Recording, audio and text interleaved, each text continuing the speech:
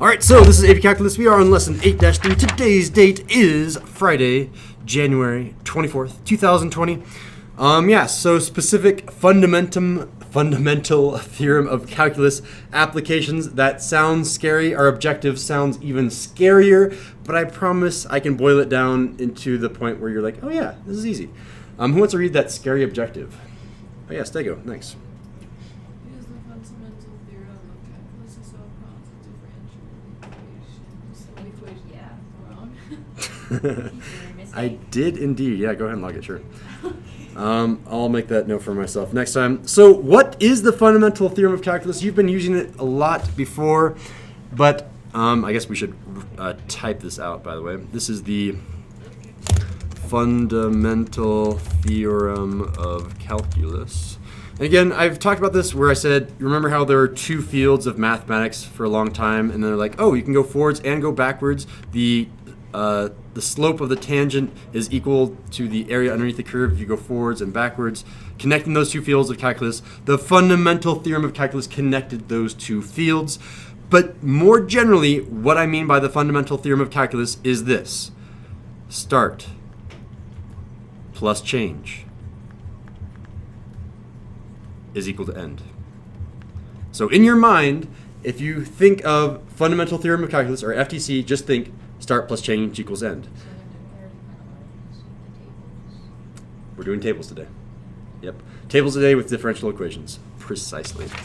Although, no, we don't even have to do it that hard because we don't need to find maximum or minimum. Sometimes you do. But in this lesson, all I care about is being able to just find position, essentially. What is the end position? So I'll write position under here. End position. That's kind of like what we were finding in the last unit. What is the position, the final position? I don't really care about max and mins yet. All right, so I'm changing the problem a little bit. Instead of saying that the can was initially empty, I'm now saying, hey, no, this can had 10 millimeters of water. And also, that's going to change my rate. I'm going to say my rate is already started. So maybe it started a day ago, so it's already been raining. So I have a little bit of a rate beginning here. All right, so here's my can. We're going to say it starts at, 10 millimeters high? So let's go ahead and draw a picture.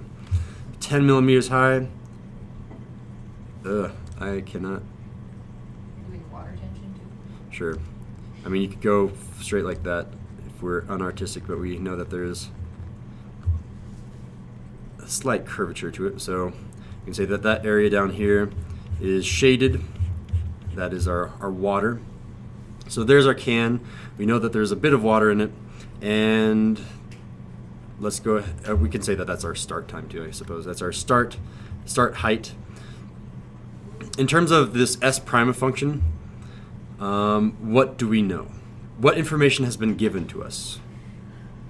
What is this 10 millimeters? Can I say S of something is equal to 10? And the answer is yes, but how do I say that? Is it S prime something, S of something? S of 0. S of, that's a slightly horrible S. S of 0 is equal to 10. And notice that it's not S prime of 0. It's not talking about the rate, it's talking about the amount. So that's our initial condition. Again, make sure that you know that the 0 is your time and that 10 is your amount. So I'll just say your millimeters. That means whenever I do my integrals for my start plus change, my change integral will have an integral from your initial time to whatever time I'm asking. So how high will the water be after 5 days? Quiet raise hand. How are we going to do this? S of 5. So Yeah, so we're trying to find S of 5, exactly. So the integral from 0 to 5 of S prime of t dt. And don't forget your... Is that the starting condition? The start, yes. You need your 10. It's always start plus change. This is your start, this is your change, and that will equal your end position that we're trying to find here. So if I take the antiderivative of the derivative, I'm going back to S. By the way, this 10 was s of 0, so it's s of 0 plus the integral from s of 5 to s of 0. That's going to be a calculator problem. So everyone pull out your calculators. Wabbit, EMU, our emulator. I can't tell you how long I've played with that other calculator to try to get it to work, and I don't know what's going on. Our y equals is going to be slightly different. Now it's going to be 2 sine of 0.03 t n parentheses plus 1.5. All right, and then we'll get out of that. And then I can just type this in verbatim. I can say 10 plus the integral from 0 to 5. So I can say 10 plus math 9. And then this is going to be var is right, enter, enter, y1 with respect to x from 0 to 5. And just enter, and I'll get my final answer. So 18.249. So this is equal to 18.249, which meant that this must have been 8.249. And what'd you say, Aaron? Millimeters. Millimeters, yes, we need units on this. Thank you.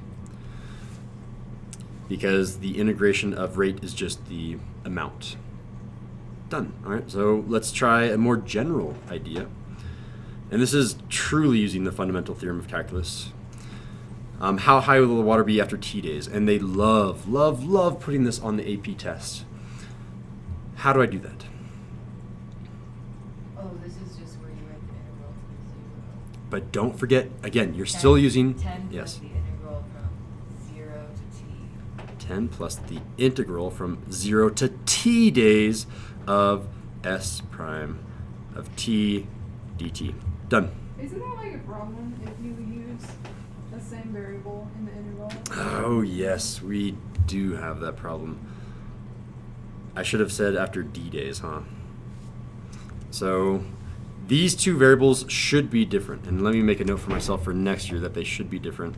So make this, change that to a capital D or something. That means that this t will turn into a capital D. Usually these two variables, the bounds have to be different variables, otherwise like it doesn't make sense. Yeah, and that's all I have for you guys. Mr. Zeno, if Claire finds a teacher error in a worksheet that I made, does it count or not? Yeah, sure, I should have got it too.